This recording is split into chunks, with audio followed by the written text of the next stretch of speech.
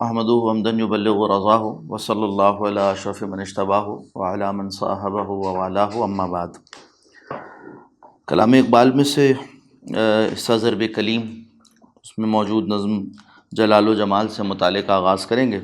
صفحہ نمبر کلیات کے نمبروں میں سے 635 ہے اور ضرب کلیم کا نمبر 135 ہے۔ جلال و جمال، مصور، سرود حلال، سرود حرام، فوارہ، شاعر اور شعر عجم، ان نظموں کو انشاءاللہ دیکھیں گے۔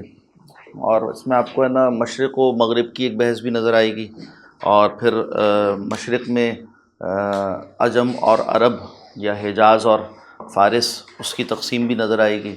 اور ساتھ ساتھ جو موضوعات اس میں مشترک ہیں، اس میں ایک ادب برائے ادب کا نظریہ ہے، اور ایک بامقصد ادب جس کو آپ کہتے ہیں، یا کہیے کہ کسی ہدف سے اور کسی نظریے سے جڑا ہوا ادب برائے زندگی کہہ لیں، یا کسی نظریہ حیات سے متعلق، جس کو ہم کہتے ہیں کہ بھئی مقصدی شاعری، یعنی کسی مقصد پر ابھارنے کے لیے صرف لطف اندوز ہونے اور اپنی محفل کو گرمانے کے لیے نہیں، اور اپنے کسی فن کے اظہار کے لیے نہیں، بلکہ قوم کو کسی زندگی کا پیغام دینے اور ان کو کسی نقطہ نظر پر، نظریے پر کھڑا کرنے کے لیے جو ادب تخلیق کیا جاتا ہے، اس کی برتری کو قائم کرنے اور اس کی طرف اپنے رجحان کو ظاہر کرنے کا آپ کو یہاں پر اسلوب نظر آئے گا۔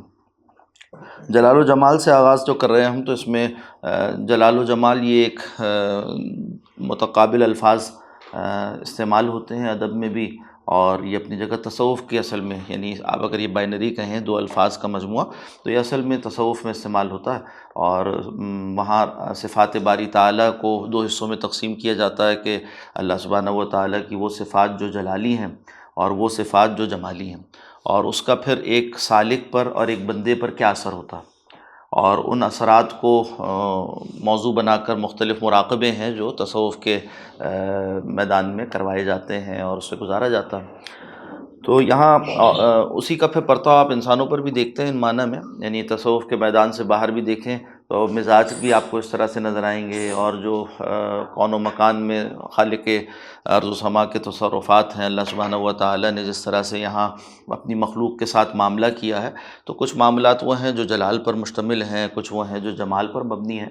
تو یہاں اس بات کا بندے میں اس صفت کا پایا جانا اس کے اعتبار سے ذکر کیا جا رہا۔ کہا کہ میرے لیے فقط زور حیدری کافی۔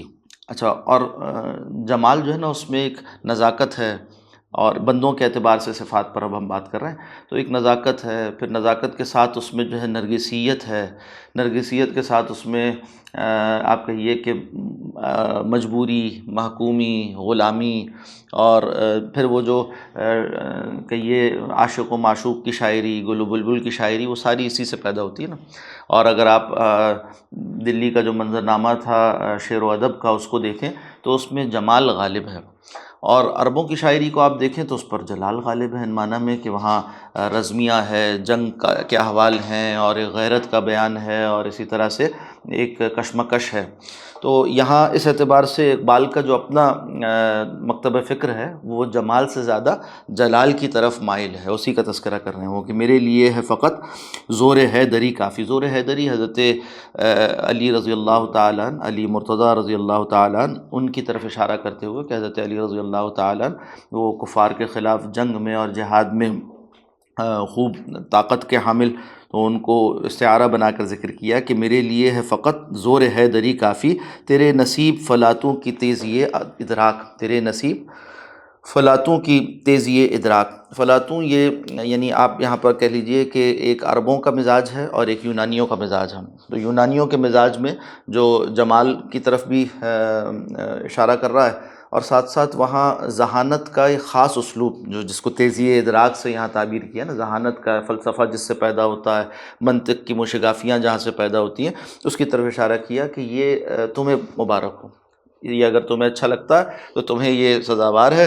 میرے لیے تو زیادہ ترجیح ہے وہ اصل میں حضرت علی رضی اللہ تعالیٰ عنہ کے کردار میں اور ان کی شخصیت میں ہے، کشش کہ میرے لیے ہے فقط زور حیدری کافی۔ اور یہ دنیا کی وہ حقیقت ہے کہ صرف جو ہے نا فلسفیانہ باتوں سے کبھی کوئی نظام زندگی درست نہیں ہوا، اور کبھی کسی محکوم کو غلبہ نہیں ملا، کبھی کسی مظلوم کا سہارا یہ جمالیاتی افکار اور یہ فلسفیانہ موشگافیاں نہیں بنا کرتی۔ اس کے لیے ایک زور بازو درکار ہے، اس کے لیے ایک جہد مسلسل، محنت، طاقت اور میدان میں اترنا درکار ہے۔ تو کہا کہ اور اقبال نے جس قوم کو اس وقت خطاب کیا جہاں انہوں نے آنکھ کھولی اور جہاں انہوں نے وفات پائی، وہ ایک غلام قوم تھی، ایک محکوم قوم تھی۔ تو اس کو یہ پیغام دے رہے ہیں کہ میرے لیے ہے فقط زور حیدری کافی، تیرے نصیب فلاتوں کی تیزی ادراک، میری نظر میں یہی ہے جمال و زیبائی کہ سر بسجدہ ہے قوت کے سامنے افلاک۔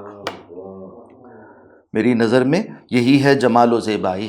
مجھے گل و بلبل کی داستانوں سے اور عاشق و معشوق کے افسانوں سے کوئی لینا دینا نہیں۔ یہ جمال و زیبائی اس وقت کوئی سیلیبریٹ کرنے کی چیز نہیں ہے، اور جس کو لوگوں کی نگاہ میں بنا کر دکھایا جائے، سنوار کر دکھایا جائے، اور قوم کے اندر ویسی بے عملی ہے اور جو ہے وہ مایوسی ہے اور کمزوری ہے، ان کو اور اس کا دلدادہ بنا دیا جائے۔ میری نظر میں یہی ہے جمال و زیبائی کہ سر بسجدہ ہے قوت کے سامنے افلاک۔ آسمان بھی سجدہ ریز ہے قوت کے سامنے۔ تمہارے پاس طاقت ہوگی تو تمہارا حق اور سچ بھی پہچانا اور مانا جائے گا۔ نہ ہو جلال تو حسن و جمال بے تاثیر، نرا نفس ہے اگر نغمہ ہو نہ آتشناک۔ نرا نفس ہے اگر نغمہ ہو نہ آتشناک۔ نفس کہتے ہیں سانس کو۔ تو ایک آدمی صرف سانس لے رہا ہے، بانسری بجانے والا، اس کی سانس کی آواز ہے، اور سانس کی آواز میں تو کوئی کشش نہیں ہوتی۔ ہاں اگر اس کے نغمے، اس کی بانسری سے نکلنے والی آواز آتشناک ہے، یعنی آگ بھڑکا دینے والی ہے، سامنے والے کے اندر ایک جذبہ پیدا کرتی ہے، اس کے اندر ایک امنگ پیدا کرتی ہے، اس کو کسی آرزو پر کھڑا کرتی ہے، تو پھر یہ نغمہ کہلانے کے حق کا حقدار ہے۔ نہ ہو جلال تو حسن و جمال بے تاثیر، نرا نفس ہے اگر نغمہ ہو نہ آتشناک۔ مجھے سزا کے لیے بھی نہیں قبول وہ آگ کہ جس کا شعلہ نہ ہو تند و سرکش و بے باک۔ یعنی انتہائی مبالغے کے ساتھ بتایا کہ یہ غلامی اور یہ جو محکومی اور تن بتقدیر اور اسی طرح سے ہاتھ پر ہاتھ دھرے بیٹھے رہنا، یہ ساری باتیں جو ہے نا یہ اتنی بری ہیں، اتنی بری ہیں کہ اگر شعلہ بھی، آگ کا بھڑکتا ہوا شعلہ، اس کے اندر بھی آتشناکی نہ ہو، اس کے اندر بھی جو ہے وہ تند نہ ہو، وہ سرکش نہ ہو، وہ بے باک نہ ہو، اس کے اندر ایک جرت نہ ہو، اس کے اندر ایک غیرت نہ ہو، تو ایسی آگ سے تو میں سزا بھی گوارہ نہ کروں۔ اس سے مجھے جلایا جائے تو میں اس کو سزا کے طور پر بھی گوارہ نہ کروں۔ یہاں پر یعنی نفرت دلا رہے ہیں کس بات سے؟ کہ انسان جو ہے وہ ہاتھ پر ہاتھ دھر کر بیٹھ جائے۔ مجھے سزا کے لیے بھی نہیں قبول وہ آگ کہ جس کا شعلہ نہ ہو تند و سرکش و بے باک۔ معلوم ہوا ہر شے کا ایک کام ہے۔ آپ دیکھیں گے کہ جہنم کے اندر بھی اگر کوئی خاصیت ہے تو وہ یہی ہے نا کہ وہ بھڑکتی ہوئی ہو۔ آگ اگر نہ جلائے تو پھر اس کا مصرف نہیں ہے، وہ بیکار ہے۔ اسی طرح سے اگر ایک انسان اس کے اندر غیرت نہ ہو تو وہ بھی بیکار ہے، بے مصرف ہے۔ بے غیرت ہونا، بے حمیت ہونا، اور جو ہے وہ اپنے کام پر، کام کے لیے اس کے اندر صلاحیت ہے وہ نہ پائی جاتی ہو، تو ایسی شے پھر ردی کی ٹوکری میں جاتی ہے اور کاڑ کباڑ ہے بس۔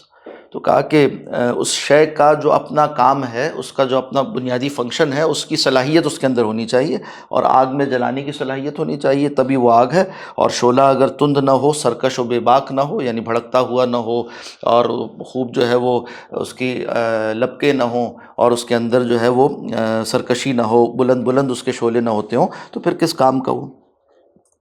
ایک دفعہ پھر پڑھ لیجئے جلال و جمال، میرے لیے ہے فقط زور حیدری کافی، تیرے نصیب فلاتوں کی تیزی ادراک، میری نظر، خود چونکہ وہ خود فلسفی اور شاعر ہیں مگر اس کے باوجود جی اسی کی طرف اشارہ ہے نا۔ فلاطون سے مراد وہی افلاطون، یعنی یونانیوں کا جو پورا فلسفہ ہے اور یونانی تہذیب ہے، اس میں ساری طاقت بھی اصل میں فلسفے کو قرار دیا گیا نا۔ وہاں جو پاور ہے اس کا تصور ہی یہ ہے کہ فلسفیانہ طاقت۔ تو بتایا کہ اس سے تو کوئی کارآمد نتیجہ برآمد نہیں ہوا نا، یعنی کچھ نہ کر سکے۔ تو یہ جو تیزی ادراک ہے، فلسفیانہ موشگافیاں ہیں اور منطقی دلائل ہیں، یہ دھرے کے دھرے رہ جاتے ہیں اگر اس کے پیچھے طاقت نہ ہو۔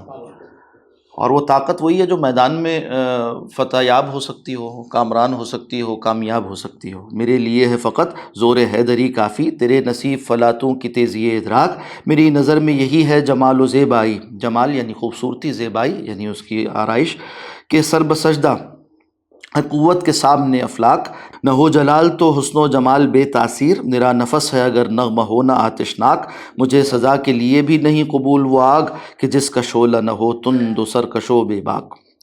اس کے بعد مصور، اب یہ جو نزاکت پیدا کرتے ہیں نا قوموں میں، وہ شاعر، مصور اور سنگ تراش اور اسی طرح کے جو مطلب یہ فنون لطیفہ سے متعلق لوگ، فلسفی ادیب وہ ہوتے ہیں، نزاکتیں پیدا کرتے ہیں، اور عام طور یعنی یہی اگر قوم کو کوئی جذبہ دینا چاہیں، غیرت مند بنانا چاہیں تب بھی کر سکتے ہیں یہ کام۔ اور دوسری جانب دیکھیں تو عام طور پر جو یہ کرتے رہے ہیں ان کی طبیعت جو ہے وہ میدان عمل سے فرار پر آمادہ ہوتی ہے، تو ان طبقات پر بھی تنقید کی ہے۔ پھر اسی طرح سے یہ جو ان کی یعنی ایک اور پہلو ہے، اس کو بھی اگر ہم سامنے رکھیں کہ یہ سارے جو فنون لطیفہ ہے نا وہ اپنے زمانے کا ایک ماس میڈیا تھے، یعنی لوگوں کے ذہنوں پر اثر انداز ہونے کا ذریعہ تھے۔ تو آج بھی یہ کام آج کا میڈیا کرتا ہے، صحافت کے اطوار بدل گئے، وہ ڈیجیٹل ہو گئی، مگر بہرحال لوگوں کے ذہنوں اور دلوں تک رسائی ان کو حاصل ہوتی ہے، اور وہ طرح طرح سے، چاہے پہلے وہ کوئی خطاطی کا نمونہ بنا کر لوگوں کے ذہنوں کو، اور اسی طرح سے کسی مصوری کا کوئی نمونہ بنا کر لوگوں کو متاثر کرتے تھے، تو آج وہ فلمیں، ڈرامے اور اسی طرح دیگر نشریات کے ذریعے سے لوگوں تک رسائی رکھتے ہیں۔ تو یہاں پر مصور کے بارے میں کہتے ہیں کہ کس درجہ یہاں عام ہوئی مرگ تخیل۔ اب صرف گلہ یہی نہیں ہے کہ تمہارا پیغام صحیح نہیں ہے، بلکہ دوسری طرف مسئلہ یہ ہے کہ تمہارے اندر مروبیت پائی جاتی ہے، یعنی تمہارے جو متاثر کرنے والے طبقات ہیں ان کے اندر مروبیت اتنی پائی جاتی ہے۔ تو اس سطح پر علاج جو ہے نا وہ دینی حمیت سے پہلے قومی حمیت سے وہ کر رہے ہیں، یہ علاج کے درجات ہیں نا۔ تو اقبال نے اس سطح پر اس طبقے کے علاج کے لیے دینی حمیت سے پہلے قومی حمیت، اور وہاں پر بھی قومی حمیت کے درجے میں جو چیز اختیار کی ہے نا وہ کہیے کہ مشرق کی سپریمیسی ہے، جس کے وہ ایک طرح سے علمبردار بھی تھے۔ یعنی مشرق کے بارے میں اقبال کا یہ تصور ہے کہ مغرب سے زیادہ فعال رہا ہے ماضی میں، اور خلاق رہا ہے ماضی میں، اور مغرب کے اقبال چونکہ مغرب کے سے نہ مروب تھے اور نہ اس کی مروبیت کو وہ باقی رہنے دینا چاہتے تھے، اس کو توڑنے کے لیے ان کا ایک تھیم یہ بھی ہے، اگرچہ یہ تھیم اسلامی غلبے سے کے ماتحت ہے۔ وہ کیا ہے کہ وہ کہتے ہیں کہ مشرق جو ہے نا اس کی تاریخ زیادہ رچ ہے، اور اس کی ہسٹری جو ہے نا اس میں آپ کو یہ نظر آئے گا کہ بڑے بڑے فلسفیانہ مکتب فکر بھی ادھر بنے، اسی طرح سے مغرب جو ہے اس کے مغرب کی تاریخ تو تاریخی پر مبنی ہے، مشرق کی تاریخ میں بہت کچھ موجود ہے۔ مشرق کی تاریخ میں ظاہر سی بات ہے کہ اس کے پیچھے اگر ہم دلائل دیکھیں تو اقبال کے جو ممکنہ دلائل بن سکتے ہیں ان میں سے ایک دلیل یہ بھی ہے کہ انبیاء اکرام علیہ السلام کا جو سلسلہ قرآن حکیم ذکر کرتا ہے وہ بھی مشرق سے متعلق ہے نا، اس خطۂ زمین سے متعلق ہے قرآن حکیم جس کو ذکر کرتا ہے۔ میں یہ نہیں کہہ رہا کہ بقیہ جگہ انبیاء اکرام علیہ السلام نہ پہنچے یا ان کی تعلیمات نہیں پہنچیں، یہ ایک دوسری بحث ہے۔ عرض یہ کر رہا ہوں کہ جن کا مذکور انبیاء جن کا ذکر کیا گیا قرآن حکیم میں، وہ مذکور انبیاء بھی مشرق سے متعلق ہیں، تو آپ ان کے فوقیت مشرق کے نظریے کو، جس کو کہیے کہ نا فوقیت خاوراں کہتے ہیں فارسی ترکیب میں، یعنی مشرق کے رہنے والے ان کی فوقیت، اس کے وہ داعی بھی تھے کسی درجے میں، یا کہیے اس نظریے کے حامل بھی تھے۔ تو کہا کہ کس درجے یہاں عام ہوئی مرگ تخیل، ہندی بھی فرنگی کا مقلد عجمی بھی، یعنی انہیں تعجب ہے اس بات پر کہ تمہاری ہسٹری اتنی رچ ہے اور اس کے باوجود تم جو ہے وہ مغرب کے مقلد ہو۔ کیا ہوا اچھا ہندوستان بھی کوئی غیر آباد علاقہ تو نہیں تھا، اور کوئی حدیث الآباد بھی نہیں تھا ان معنی میں کہ اس کے یعنی قریب آباد ہوا تھا، بلکہ اس کی جو ہے وہ تاریخ بہت قدیم ہے، اور قدیم ترین مکاتب فکر بھی یہاں پائے جاتے ہیں، قدیم ترین مذاہب بھی یہاں پائے جاتے ہیں، قدیم ترین تہذیب بھی یہاں پائی جاتی ہے۔ تو کہا یہ کیا ہوا کہ ہندی بھی فرنگی کا مقلد عجمی بھی، یہاں ہندی سے مراد بقیہ عجمی، ویسے عجم میں سارے شامل ہو جاتے ہیں، اور یہاں عجمی سے مراد کون ہو جائیں گے؟ وہ فارس کی تہذیب ہے پوری۔ تو کہا کہ ہندی بھی یہ جو یعنی حدیث العہد اقوام ہیں جن کی تاریخ قریب قریب کی ہے، ان کی نسبت تم دونوں زیادہ قدیم ہو، چاہے وہ ہندوستان ہو چاہے وہ فارس کے رہنے والے ہوں، تمہیں تو زیبا نہیں کہ تم مغرب کے اور فرنگی کے مقلد بن جاؤ۔ تو کس درجے یہاں عام ہوئی مرگ تخیل، یعنی جو تخیل والی صلاحیت ہے جو ہماری میراث تھی، اس کو وہ موت کے شکار ہو گئی۔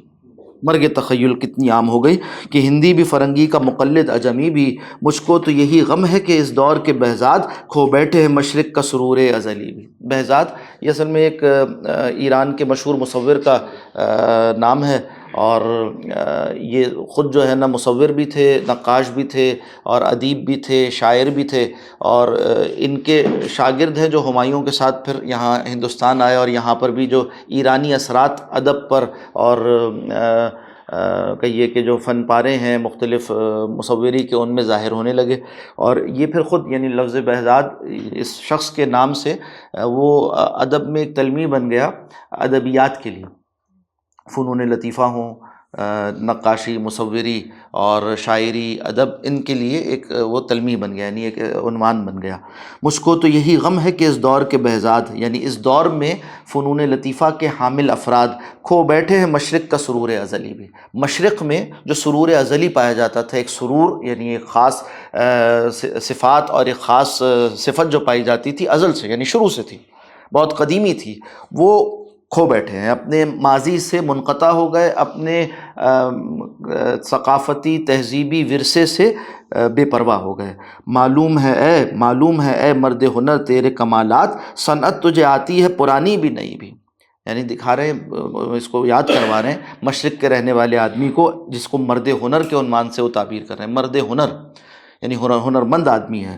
تو یہ عجم کا مرثیہ ہے جو کہہ رہے ہیں اقبال، اور یہ فارسی شاعری میں اور زیادہ نظر آتا ہے، اردو شاعری میں اتنا زیادہ نہیں ہے، مگر آپ کو چونکہ فارسی اسالیب میں عجم کی فوقیت، اور اسی طرح سے کہیے کہ فارس کی فوقیت، فارس تہذیب کی فوقیت وہ اس کے استعاروں میں گدھی ہوئی ہے، تو وہاں اقبال کے ہاں بھی آپ کو یہ بہت زیادہ نظر آئے گا کہ جس طرح سے مرد مسلمہ اور مرد حق کی تعبیرات وہ استعمال کر رہے ہوتے ہیں اردو میں، تو وہاں پر وہ اہل مشرق اور اسی طرح اہل فارس کی ترکیبات استعمال کر رہے ہوتے ہیں، اور اس کو پھر استعمال جدید دنیا میں بھی کیا جا رہا ہے، یہ دکھانے کے لیے جو ابھی ہم بات کر رہے تھے نا کہ وہاں کتنا کچھ اون کیا جاتا ہے اقبال کو، تو وہ دکھانے کے لیے کہ اقبال بھی فارس کی فوقیت کے قائل تھے، حالانکہ وہ اپنی جگہ ایک اسلوب ہے، اور اس کا جو درجہ ہے وہ جیسا کہ عرض کیا ابھی کہ وہ اسلامی تہذیب کی فوقیت کے تابع ہے۔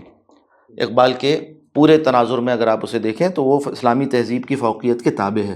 مجھ کو تو یہی غم ہے کہ معلوم ہے مرد ہنر تیرے کمالات، صنعت تجھے آتی ہے پرانی بھی نئی بھی۔ صنعت یعنی یہ جو خلاقی ہے، تخلیق کی صلاحیت ہے، ایجادات کی صلاحیت ہے، چاہے وہ افکار کی دنیا ہو، چاہے وہ تخیلات کی دنیا ہو، چاہے وہ تہذیب اور ثقافت کے میدان ہو، ان سب کی صنعت تجھے آتی ہے پرانی بھی نئی بھی۔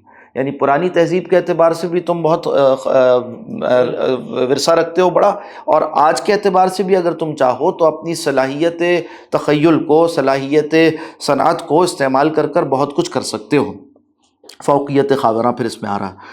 فطرت کو دکھایا بھی ہے دیکھا بھی ہے تو نے۔ اچھا، اس کا سبب کیا ہے وہ بیان کر رہے ہیں کہ ماضی میں کیا ہوا، فطرت کو دکھایا بھی ہے دیکھا بھی ہے تو نے، فطرت کو دکھایا بھی ہے دیکھا بھی ہے تو۔ دکھایا میں وہ سارا لٹریچر آ جاتا ہے جس میں تعبیرات موجود ہیں، اور دیکھے بغیر دکھانا ممکن نہیں ہے۔ تو یعنی قرآن حکیم بھی جس طرف اشارہ کرتا ہے نا کہ اس کائنات کو دیکھو، اور اس میں جو مظاہر قدرت اللہ سبحانہ و تعالیٰ نے رکھے ہوئے ہیں اس کے ذریعے سے اپنے خالق حقیقی کو پہچاننے کی کوشش کرو، تو یہ کام تم نے کیا ہے، ماضی تمہارا اس سے خالی نہیں ہے، تم ماضی میں کرتے رہے ہو، دیکھا بھی ہے تم نے اور دکھایا بھی ہے، اور یہ کام جب تم نے پہلے کیا ہے تو اس سے معلوم ہو اب بھی کر سکتے ہو۔ یعنی کسی صلاحیت کا ماضی میں تمہارے اندر موجود ہونا وہ اس بات کا غماس ہے کہ تم یہ کام پھر بھی کر سکتے ہو، تمہارے اندر اس کی صلاحیت ہے۔ فطرت کو دکھایا بھی ہے دیکھا بھی ہے تو نے، آئینہ فطرت میں دکھا اپنی خودی بھی۔ اب کرنے کا کام کیا ہے، اب یہ کرو کہ آئینہ فطرت میں دکھا اپنی خودی بھی، یعنی پہلے تو یہ جو مغرب کی قرآنہ تقلید ہے، مغرب کے مقلد تم بن گئے ہو، اس سے نکلو، اور پھر اس کے بعد آئینہ فطرت میں اپنی خودی کا اظہار کرو۔ یعنی یہ کہ جو تمہاری خاصیت ہے وہ اصل میں وہ حق کا پیغام ہے جس کے تم امین ہو. اور یعنی اسلامی تہذیب جو ہے وہ بھی ظاہر سی بات ہے مشرق کے کی تہذیبوں میں شمار ہوتی ہے. تو اس تہذیب کا اظہار کرو آئینہ فطرت میں. یہ یوں کہہ لیجئے کہ اسلام کا ایک فطری دین ہونا، فطری مذہب ہونا، اس سے اب دنیا کو باور کرانا تمہارا کام ہے، اپنی اس خداداد صنعت و صلاحیت اور تخیل کو استعمال کرتے ہوئے جو تمہارے ماضی میں نظر آتی ہے. اس کو استعمال کر کر بروئے کار لا کر جو کام تم کرو گے وہ پھر دنیا کے لیے ایک خیر کا بہت بڑا دروازہ ہوگا جو کھل جائے گا. فطرت کو دکھایا بھی ہے، دیکھا بھی ہے تو نے، آئینہ فطرت میں دکھا اپنی خودی بھی، یعنی اپنی اصل پر کھڑے ہو کر اپنے ہونے کو منوا لو، اپنے وجود کو منوانا یہ تمہارا کام ہے. سرود دو طرح کا، یعنی سرود نغمہ. تو ایک روایتی بحث ہے نا کہ بھئی گانا، موسیقی، نغمہ حلال ہے حرام ہے. تو وہ جو فقہی اور شرعی بحث ہے اس کو ایک طرف رکھتے ہوئے مگر اس سے استفادہ کرتے ہوئے انہوں نے ایک مضمون پیدا کیا. اقبال نے اس میں تقابل اپنا جو نظریہ تھا نا، اس نظریے کے ابلاغ کے لیے اس بحث کو استعمال کیا ہے جو عام طور پر رائج ہے. یہ بات ہے کہ جو مذہبی طبقات ہیں، صوفی و ملا، وہ کیا کہیں گے کہ بھئی موسیقی حرام ہے، اور جو شرعی فتویٰ وہ بتائیں گے. تو اب اقبال نے کہا کہ بھئی یہ میرا میدان تو نہیں ہے، مگر میں نغمے سے، یعنی نغمے کے حلال و حرام ہونے سے اپنے نظریے پر استدلال کرتا ہوں. وہ کیسے کرتے ہیں دیکھیے، خوبصورت سا ہے جی، استعمال کیا ہے اور اس پوری بحث کو استعمال کیا کہ بھئی تم کہتے ہو نغمہ حرام ہے، تم کہتے ہو حلال ہے، میرے نزدیک کون سا نغمہ حلال ہے اور کون سا حرام ہے میں بتاتا ہوں. یعنی فقہی بحث، شرعی بحث اپنی جگہ، اس سے بحث نہیں ہے، مگر اس پوری بحث سے کو استعمال کرتے ہوئے ایک خاص مضمون پیدا کیا ہے. وہ کیا ہے دیکھیے، کہتے ہیں کھل جاتا سرود حلال، یعنی حلال نغمہ کون سا ہے.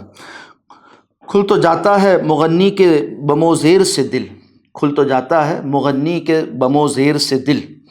مغنی گانے والا، اور بم و زیر و بم عام طور پہ استعمال ہوتا ہے. یعنی آپ دیکھتے ہیں نا موسیقی میں ٹونز ہوتی ہیں نا، دو ٹون، ایک ہے ہائی ٹون ہے، ایک لو ٹون ہے، اوپر جاتا ہے نیچے آتا ہے، اوپر جاتا ہے نیچے آتا ہے، اس کا جو ردم ہے. تو کہا کہ یہ جو بم و زیر ہے، زیر و بم نیچے آنا، زیر بم اوپر جانا. تو یہ جو زیر و بم ہے نا، اس سے کیا ہوتا ہے کہ ایک شخص جو موسیقی کا دل دادا ہے اس کا دل کھل جاتا ہے. یعنی اس کو لگتا ہے کہ ہاں اس میں ایک سرور ہے، اور وہ ایک خاص طرح کے وجد میں آ جاتا ہے، اور اس کو دل کے تار ہلتے ہوئے محسوس ہونے لگتے ہیں. تو کہا کہ ذرا دیکھو، کھل تو جاتا ہے مغنی کے بم و زیر سے دل، نہ رہا زندہ و پائندہ تو کیا دل کی کشود. ایک دفعہ کھل گیا، کھل جانا کیا ہے. اب اس کے بعد یہ زندہ و پائندہ بھی رہتا ہے دل یا نہیں رہتا. اس موسیقی سے جس کے تم دل دادا ہو، کیا اس سے یہ دل کا کھل جانا باقی بھی رہتا ہے یا نہیں رہتا. کہتے ہیں کہ اگر زندہ نہ رہے، کشود کھلنا، یعنی پہلے جو کہا نا کہ اس زیر و بم سے کھلتا ہوا معلوم ہوتا ہے تمہیں، مگر کیا یہ کھلا رہتا بھی ہے، اور کھلا رہتا ہے تو کیا زندہ و پائندہ بھی ہوتا ہے. کیا یہ دل کی ایسی حیات کا سامان ہے یہ موسیقی جو آلات موسیقی سے، آلات طرب سے پیدا کی جاتی ہے، کہ وہ دل کو زندہ کر دے اور دل کو پائندہ کر دے. ان دونوں چیزوں میں فرق ہے نا. ایک ہے عارضی لذت جو موسیقی میں انسان محسوس کرتا ہے، ایک لمحے کو ایک وجد میں آ جاتا ہے، مگر یہ جو وجد ہے اس کا جسمانی قسم کا، اور جو ایک جسمانی لذت ہے، نفسانی لذت ہے، کیا یہ دل کی زندگی اور پائندگی کا بھی سامان ہے؟ ایسا نہیں ہے. تو کہتے ہیں میرا مسئلہ وہ ہے، نہ رہا زندہ و پائندہ تو کیا دل کی کشود. دل کا کھلنا کیا فائدہ مند رہا ہے ابھی سینہ افلاک میں پنہا وہ نوا. سینہ افلاک کے پورے آسمان زمین کو آپ کہہ لیجئے، اس کو ایک سینے سے تعبیر کیا، اور اس کے اندر ایک نوا، جیسے ایک موسیقار کے سینے میں ایک نوا، ایک آواز، ایک صدا ہوتی ہے، ایک نغمہ ہوتا ہے. تو کہا اسی طرح ہے ابھی سینہ افلاک میں پنہا وہ نوا، جس کی گرمی سے پگھل جائے ستاروں کا وجود. یہ نغمہ کیا ہے جس سے جو ہے وہ کچھ دیر کو تم وجد میں آ جاتے ہو اور تم رقص کرنے لگتے ہو.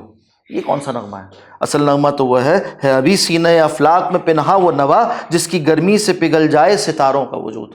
ستاروں کا، یعنی وہ کارآمد ہو نا، اور اس کی تاثیر یہاں تک ہو، ستاروں کا وجود اس سے پگھل جائے، جس کی تاثیر سے آدم ہو غم و خوف سے پاک، اور پیدا ہو ایازی سے مقام محمود. جس کی تاثیر سے ہو آدم غم و خوف سے پاک. اب یہ لفظ غم و خوف جو ہے نا، یہ بڑا اہمیت کا حامل ہے. قرآن حکیم جا بجا ذکر کرتا ہے ایک خاص تعبیر، لا خوف علیہم ولا هم یحزنون، لا خوف علیہم ولا هم یحزنون. یہ کیا ہے؟ یہ اہل جنت کا وصف بیان کرتا ہے. جب بتایا جاتا ہے اہل ایمان ان کے اوصاف یہ ہیں، پھر یہ کرتے آخرت میں سوال و جواب ہے، اور اس کے بعد جب جنت چلے جائیں تو ان کے لیے اور نیک اعمال کرنے والوں کے لیے جو بہت سی نعمتیں ذکر کی جاتی ہیں نا، یہ ہر سطح پر کارآمد ہیں. یعنی کسی کے لیے جنت میں حور و قصور جو ہے وہ اٹریکشن رکھتی ہے، کسی کے لیے جو ہے نا جنت میں شہد اور دودھ کی نہریں دلچسپی کا سامان ہیں، کسی کے لیے جنت خود ایک نظارہ ہے، کسی کے لیے جو ہے وہ جہنم سے خلاصی بہت بڑی نعمت ہے، کسی کے لیے وہاں دیدار باری تعالیٰ وہ ایک بہت بڑی نعمت ہے جیسا کہ حدیث مبارکہ میں ذکر آتا ہے اس کا. اور کسی کے لیے ایک خاص سطح پر خوف و حزن کا ختم ہو جانا، یہ اس کا سب سے بڑا وصف بن جاتا ہے. یعنی اگر آپ یہ کہیں کہ جنت کیا ہے تو ایک بہت بڑا جواب اس کا یہ ہوگا، اور اتنا بڑا جواب ہوگا کہ وہ پوری جنت کو ڈیفائن کر سکتا ہے، یا کہ یہ جنتی زندگی کو ڈیفائن کر سکتا ہے. وہ یہ ہے کہ وہاں رہنے والوں کو نہ خوف ہوگا نہ حزن ہوگا. زوال خوف و حزن جب ہو جائے تو یہ جنت ہے، اس کے علاوہ اور کچھ نہیں. ایسی تعبیر جنت کی کہ وہ جنت ہی کا وصف ہو اور کہیں کا نہ ہو. دنیا میں کسی کو اگر وہ سب کچھ نعمتیں جو جنت میں ذکر کی جا رہی ہیں، مثال کے طور پر حور و قصور اور شہد اور دودھ کی نہریں، یہ سب کسی درجے میں یہاں مل بھی جائیں، کسی درجے میں مل جائیں. ظاہر سی بات ہے جنت کی نعمتوں کا تقابل دنیا کی نعمتوں سے نہیں ہو سکتا، مگر اللہ سبحانہ و تعالیٰ نے وہی جو متعارف نعمتیں ہیں، جانی پہچانی نعمتیں، انہی سے جنت کی نعمتوں کو مشابہ قرار دے کر بیان کیا نا، تاکہ انسان سمجھ بھی سکے اور کچھ اس کو ریلیٹ کر سکے اس کے ساتھ. یہ سب کچھ اس کے پاس بدرجہ کمال ہو دنیا میں، وہ جنت دنیا میں بنا لے، مگر اس کے بارے میں یہ کبھی نہیں کہہ سکتا کہ ایسا شخص اس کو خوف و حزن نہیں ہے. اسی بات کا تو خوف ہے، ختم ہو جائے گا، اور اگر یہ ختم نہیں ہوگا تو میں ختم ہو جاؤں گا. اور حزن یہ ہے کہ اس کو زوال نہ آ جائے. تو خوف و حزن کی ایک تعبیر یہ بھی کی نا، خوف وہ ہے جو کہ انسان کو مستقبل دونوں طرح سے کیا، مستقبل کے بارے میں ہوتا ہے، حزن ماضی کے بارے میں، اور یوں بھی کہا کہ حزن جو ہے وہ مستقبل کے بارے میں اور خوف ماضی کے بارے میں، ماضی کے بارے میں، دونوں طرح. ہاں دونوں طرح کی تعبیر کی. ہاں دونوں طرح، مگر یہ دونوں باتیں اپنی جگہ درست ہے نا، کہ اندیشہ آپ کو کہ ایسا نہ ہو جائے ویسا نہ ہو جائے، اور دوسرا یہ کہ کاش میں ایسا کر لیتا، کاش میں ایسا نہ کرتا. یہی چیز ہے نا، انہی کے بارے میں انسان پریشان ہے. اگر ماضی میں یوں کرتا تو آج ایسا نہ ہوتا، اگر میں ماضی میں ایسا نہ کرتا تو آج میرے لیے یہ ہوتا. تو یہ چیز ایسی ہے جو دنیا میں ساری نعمتوں کے ساتھ کسی کو نہیں مل سکتی، اس لیے کہ دنیا کو اللہ نے اس اصول پر بنایا ہی نہیں. دنیا کا اصول موضوع یہ ہے کہ یہاں پر خوف و حزن ہوگا، چاہے وہ نیک ہو چاہے وہ بد ہو، چاہے وہ نعمتوں سے بھرپور ہو چاہے وہ نعمتوں سے، جس کو نعمتیں کہا جا رہا ہے، اس سے خالی نظر آئے، چاہے وہ شکر گزار ہو چاہے وہ صبر کرنے والا ہو. دونوں صورتوں میں، ہر دو صورت میں اس کو خوف و حزن سے یہاں دوچار رہنا ہے. چاہے وہ خدا پرستی کی زندگی گزار رہا ہے اور صراط مستقیم پر چل رہا ہے، تب بھی اس کو کچھ نہ کچھ خوف و حزن رہتے ہیں، اگرچہ اس کی نوعیت بدل جاتی ہے. اللہ پر توکل کی وجہ سے، ایمان کی وجہ سے، آخرت کو ماننے کی وجہ سے نوعیت بدل جاتی، مگر خوف و حزن سے وہ پاک نہیں ہو جاتا. یعنی یہ ایک فطری بات ہے. مگر جنت ایک ایسی جگہ ہے جہاں خوف و حزن اس کو نہیں ہوگا. تو کہہ سکتے ہیں کہ جنت کیا ہے کا ایک بڑا جواب یہ ہے کہ ایسی جگہ جہاں خوف اور حزن نہ ہو. تو اب یہ ایسی چوٹ ماری ہے اور ایسی مار ماری ہے کہ کہا کہ بھئی یہ تمہارا جو سرود ہے نا، سرود حرام جو ہے، جس کو تم نے دنیا کی لذت اور جسمانی سرور اور رقص کا ذریعہ بنایا ہوا نا، اس کے اندر یہ نہیں پایا جاتا. یعنی ایسا ہے نا کہ کوئی شخص اپنی کسی چیز کی آپ کو اچھائیاں بیان کرے، آپ بتائیں کہ بھئی اس میں یہ مسئلہ، اور وہ مسئلہ اتنا بنیادی ہو کہ اس شے کی ساری اچھائیاں اس سے ضرب کھا کے ختم ہو جاتی ہوں. تو یہ مسئلہ ہے دنیا کے سرور میں کہ یہ عارضی ہے، اس کا کیا علاج ہے؟ تو کہا کہ یہ میرا مسئلہ ہے، میں چاہتا ہوں پائیدار. کہا جس کی تاثیر سے آدم ہو غم و خوف سے پاک، کل نوع انسانی کے لیے پیغام ہے، اور پیدا ہو ایازی سے مقام محمود. ایسا سرود چاہیے میرے نزدیک، حلال یہ ہے، اور پیدا ہو ایازی سے مقام محمود. یہاں مقام محمود سے کیا مراد ہے؟ وہ نہیں جو حدیث شریف میں ذکر ہوا آخرت میں وہ مقام جس پر رسول اللہ صلی اللہ علیہ وسلم کو فائز کیا جائے گا، اور لوائے محمود جسے کہا گیا، حمد کا جھنڈا. نہیں، یہاں مراد ہے وہ جو محمود و ایاز کا واقعہ ہے. محمود بادشاہ تھا، ایاز اس کا وزیر تھا، یہ غلام ادا تھا اور غلام تھا. تو اب غلام کے لیے جو کہیے کہ غلامی سے آزادی کا ایک سامان ہے نا، اور پیدا ہو ایازی سے مقام محمود.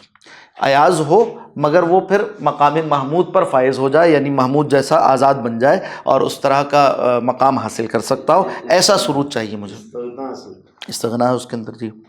اور پیدا جس کی تاثیر سے آدم، اس کو ایک دفعہ پھر پڑھ لیتے ہیں سرود حلال، اب پھر اس کے ساتھ آگے بھی جوڑتے چلے جائیں گے۔ کھل تو جاتا ہے مغنی کے بم و زیر سے دل، نہ رہا زندہ و پائندہ تو کیا دل کی کشود، ہے ابھی سینہ افلاک میں پنہا وہ نوا، جس کی گرمی سے پگھل جائے ستاروں کا وجود، جس کی تاثیر سے آدم ہو غم و خوف سے پاک، اور پیدا ہو ایازی سے مقام محمود۔ مہو انجم کا یہ حیرت کدہ باقی نہ رہے۔ اب اسی طرح یعنی یہ جو سرود حلال ہے اقبال کے نزدیک، وہ پیغام خودی ہے اصل میں نا، تو کہہ رہے ہیں کہ مہو انجم کا یہ حیرت کدہ باقی نہ رہے، تو رہے اور تیرا زمزمے لا موجود۔ مہو انجم کا یہ حیرت کدہ، یعنی یہ جو مہو انجم یعنی چاند اور ستارے اور سورج اور پہاڑ اور آسمان، یہ جو پوری کائنات ہے نا، اس کا ایک بنیادی وصف حیرت ہے، تحیر، حیرت تحیر، یعنی جس کو آپ کہہ سکتے ہیں کہ اللہ نے اس کائنات کو اتنا وسیع بنایا اور اس کے اندر سامان حیرت جا بجا رکھا ہے، اور یہی وہ حیرت، کریوسٹی جسے کہتے ہیں نا، کہ آپ کے اندر تجسس پایا جاتا ہے کہ یہ ایسا کیا ہے، وہ کیا ہے، وہ کیا ہے، تو اسی سے اکتشافات، انکشافات، ایجادات کے اور تحقیق کے راستے کھلتے ہیں۔ تو یہ جو حیرت کا، اس لیے دنیا کی، جس طرح سے ہم نے دیکھا کہ جنت کی ایک بہترین تعبیر کیا تھی کہ وہ ایسی جگہ ہے جہاں خوف و حزن نہیں ہے، اسی طرح دنیا ایک ایسی جگہ ہے جہاں حیرتوں کا ایک تسلسل ہے انسان کے پاس۔ تو کہا کہ مہو انجم کا یہ حیرت کدہ باقی نہ رہے، تو رہے، یعنی مراد وہ صاحب خودی فرد ہے، تو رہے اور تیرا زمزمے لا موجود، اس کے رہنے کا سبب، اس کے ایک لیجیٹمیٹ بینگ ہونے کا جو کی بنیاد بن سکتا ہے نا، وہ یہ ہے کہ اس کا زمزمہ، یعنی اس کا جو نعرہ، اس کا جو نغمہ ہے نا، وہ لاموجود ہے۔ وہ کیا ہے کہ وہ ایک ایسی ذات کا کی مالا جپنے والا ہے کہ جس کو مان لینے کے بعد یہ جو کچھ موجودات ہیں نا، یہ اہمیت نہیں رکھتی، اس لیے کہ جب فصل گل و لالا کا نہیں پابند، بہار ہو کے خزاں لا الہ الا، یہ جو لا الہ الا اللہ ہے نا، اس کے معنی میں سے ایک معنی ہے لا موجودہ الا اللہ، کوئی چیز موجود نہیں سوائے اللہ کے۔ تو لا موجود، زمزمہ لا موجود کیا ہے؟ لا موجودہ الا اللہ۔ تو یہ لا الہ الا اللہ کا ایک نغمہ رہ جائے اور کچھ نہ رہے، یعنی یہ کائنات جس کی حیرت میں، مسئلہ یہ ہے نا کہ کافر کی یہ پہچان کہ آفاق میں گم ہے، وہ حیرت کدے میں گم ہو جاتا ہے، مومن کی یہ پہچان کہ گم اس میں ہے آفاق۔ تو یہ کیا کرتا ہے کہ اس کے لیے، یعنی ہر شے تناسب سے ہوتی ہے نا۔ آپ کے سامنے مثال کے طور پر یہ ایک بلڈنگ ہے، مثال کے طور پر 20 منزلہ بلڈنگ ہے، تو آپ کہیں گے بہت بڑی ہے، تو یہ تناسب ہے، کیوں کہ شہر کی بقیہ عمارتوں کی نسبت۔ مگر اگر نانگا پربت پہاڑ کے بالمقابل وہ جو ہے 20 منزلہ عمارت ہو، تو کیا کہیں گے آپ؟ چھوٹی سی ہے، تناسب، نسبت سے چیز ہے۔ تو یہ کائنات اپنی ذات میں اتنی محیب ہے، اتنی وسیع ہے، اس کے اندر حیرتوں کا اتنا سامان ہے، اتنی بڑی کوئی حد نہیں۔ مگر اگر کوئی شخص صرف اسی کو دیکھے، مگر اس کے بالمقابل اگر وہ ذات باری تعالیٰ اور اس کی قدرتوں اور اس کی خلاقی کو دیکھنے لگے، تو یہ کائنات کچھ بھی نہیں ہے، یہ دنیا کچھ بھی نہیں اس کے سامنے۔ تو کیا ہوتا ہے کہ پھر اس کے لیے یہ لاموجود ہو جاتی ہے، لا موجودہ الا اللہ، اللہ کے تناسب سے یا اللہ سبحانہ و تعالیٰ کی نسبت سے اس کائنات کی کوئی حیثیت نہیں رہتی، ورنہ اپنی ذات میں بہت بڑی چیز ہے۔ تو کافر کیا کرتا ہے کہ مہو انجم کے حیرت کدے میں گم رہتا ہے، اور مومن کیا کرتا ہے؟ اس کا نعرہ لا موجود، ترانہ لا موجود، زمزمہ لا موجود، یعنی لا الہ الا اللہ کا زمزمہ وہ چلتا رہتا ہے۔ مہو انجم کا یہ حیرت کدہ باقی نہ رہے، تو رہے اور تیرا نغمہ اور تیرا زمزمہ لا موجود۔ معلوم ہوا کہ حلال، سرود حلال کیا ہے؟ وہ زمزمہ لا موجود یعنی لا الہ الا اللہ کا نغمہ ہے، جس کو مشروع سمجھتے ہیں فقیہان خودی۔ جس طرح فقیہان مذہب ہوتے ہیں نا، اور درسیات فقہ میں حکم لگاتے ہیں، تو وہاں سے میں نے جو عرض کیا تھا نا کہ وہ سرود کی پوری بحث، یعنی موسیقی کے حلال و حرام ہونے کی بحث سے کو استعمال کرتے ہوئے یہ اپنا مضمون واضح کر رہے ہیں۔ تو فقیہان حرم کیا کہتے ہیں کہ بھئی موسیقی حرام ہے۔ تو اب یہ کہتے ہیں کہ ایک ہے فقیہان حرم اور ایک ہے فقیہان خودی۔ میرا مسئلہ خودی ہے، تو فقیہان خودی کا فتویٰ اس بارے میں یہ ہے وہ کیا ہے جس کو مشروع کا مطلب ہے شریعت میں جائز ہونا کسی شے کا، لیجیٹیمیٹ ہونا، تو جس کو مشروع سمجھتے ہیں فقیہان حرم، پرمیسیبل ہونا، جس کو مشروع سمجھتے ہیں فقیہان خودی، منتظر ہے کسی مطرب کا ابھی تک وہ سرود، منتظر ہے یعنی انتظار میں ہے کسی مطرب کا، مطرب یعنی طرب ساز بجانے والا اور ایک نغمہ پیدا کرنے والا، کہ منتظر ہے کسی مطرب کا ابھی تک وہ سرود، وہ نغمہ اب تک انتظار میں ہے، کس کے؟ کسی مطرب کا، اس ساز کو بجانے والے کے انتظار میں۔ وہ کون سا ساز ہے؟ خودی کا ساز ہے۔ وہ کون سا ساز ہے؟ وہ لا الہ الا اللہ کا نغمہ ہے۔ اس سرود، اس نغمے کو گانے والے کے منتظر ہیں اب تک وہ لوگ جو فقیہان خودی ہیں۔ آگے بڑھیں۔ اس سرود حلال کے بالمقابل سرود حرام کا ذکر کر رہے ہیں کہ اس، اب جیسے بات ہے وہاں تو موسیقی کی بحث تھی، یہاں پر موسیقی سے مراد کیا ہو گئی؟ ایک طرف خودی کا نغمہ ہے اور دوسری طرف خودی کے بالمقابل کون سا آئے گا نغمہ؟ وہ ذلت کا، محکومی کا اور بے حمیتی کا اور لاچاری کا ایک نغمہ ہے۔ تو کہا کہ سرود حرام کیا ہے؟ نہ میرے ذکر میں ہے صوفیوں کا سوز و سرور، نہ میرے فکر میں ہے پیمانۂ ثواب و عذاب۔ یہ دو طبقات جو فقیہان حرم پر مشتمل ہے نا، صوفی و ملا، ان کا ذکر کیا کہ نہ میرے ذکر میں ہے صوفیوں کا سوز و سرور، صوفیوں کا جو ذکر ہوتا ہے اس میں سوز بھی ہے، سرور بھی پایا جاتا ہے، میں اس کی بات نہیں کر رہا۔ نہ میرے فکر میں ہے پیمانۂ ثواب و عذاب، اور نہ میں علماء کی طرح یہ بتا رہا ہوں کہ اس کام میں ثواب ہے اور اس کام میں عذاب ہے، یہ بھی نہیں بتا رہا، میرا مسئلہ نہیں ہے، اس وقت کی گفتگو یہ نہیں ہے، شریعت کی بحث یہاں پر نہیں ہے، بلکہ یہ کوئی اور پیراڈائم ہے جہاں گفتگو ہو رہی ہے۔ خدا کرے کہ اسے اتفاق ہو مجھ سے، خدا کرے کہ اسے اتفاق ہو مجھ سے، فقیہ شہر کے ہے محرم حدیث و کتاب۔ کہتے ہیں کہ جو بات میں کہہ رہا ہوں نا، اگر اس کو سمجھا جائے ان ڈیپتھ اور اس تناظر میں، جس تناظر میں بیان کر رہا ہوں، تو اللہ کرے کہ میری اس بات سے فقیہان حرم کو بھی اتفاق ہو، اس لیے کہ فقیہ شہر یعنی جو فقہ کا ماہر ہے شہر کا، وہ محرم حدیث و کتاب بھی ہے، وہ جاننے والا ہے رسول اللہ صلی اللہ علیہ وسلم کی حدیث مبارکہ کو، اور وہ اللہ سبحانہ و تعالیٰ کی نازل کردہ کتاب قرآن مجید کا بھی جاننے والا ہے، تو وہ بھی میرے اس نقطہ نظر کو سمجھے جو میں بات کہہ رہا ہوں۔ یہ ایک الگ بات ہے، میری بات اس کی بات سے ٹکرا نہیں رہی، بلکہ میں اپنی قوم کے ایک مرض کے علاج کے لیے یہ اسلوب اختیار کر رہا ہوں، تو وہ بھی اس سے اتفاق کرے۔ اگر نوا میں ہے پوشیدہ موت کا پیغام، حرام میری نگاہوں میں ناؤ چنگ و رباب۔ ایسا سرود یعنی ایسا نغمہ جس میں موت کا پیغام پوشیدہ ہو تو وہ میری نگاہ میں حرام ہے۔ کون سا؟ حرام میری نگاہوں میں ناؤ چنگ و رباب، نئے کہتے ہیں بانسری کو، اور چنگ اور رباب یہ بھی موسیقی کے آلات ہیں۔ تو کہا کہ ایسے موسیقی جس کے اندر موت کا پیغام ہو وہ میری نگاہ میں حرام ہے، اور جس موسیقی کے اندر، موسیقی سے مراد نغمہ لا الہ الا اللہ، یہ سرود میرے نزدیک حلال ہے۔ یہ ہے تقابل جو کہ ان دو موضوعات میں وہ پیش کر رہے ہیں، سرود حلال یعنی حلال نغمہ، سرود حرام یعنی حرام نغمہ۔